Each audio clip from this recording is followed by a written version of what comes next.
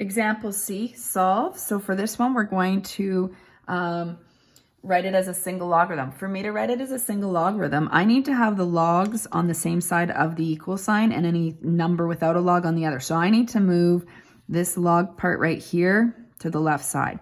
So this is log 8x plus 4 minus log x plus 1. This equals 1.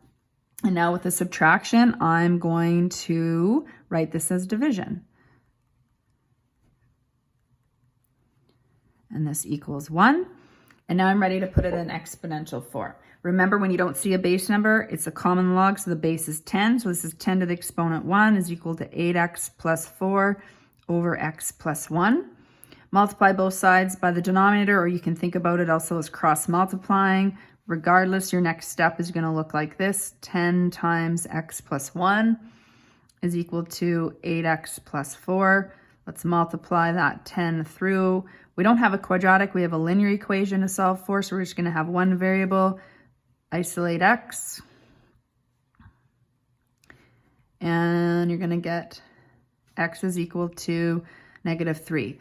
Now let's check this in our, for extraneous roots. So if we have -3, 8 times -3 is -24 plus 4. So you're going to get a negative value. So this is not possible. Or check it here first. -3 plus 1, -2 didn't work there. So there is only one value and it's not an answer. So your answer is actually no solution. So clearly state that.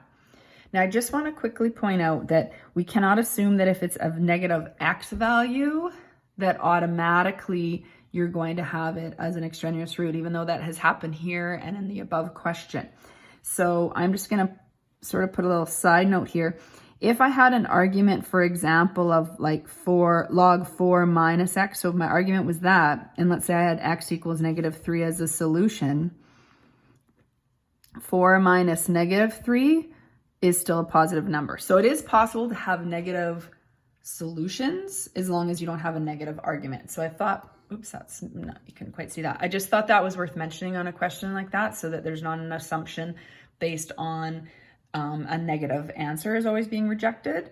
You do have to make sure that you're substituting it in and checking to see if the argument is negative.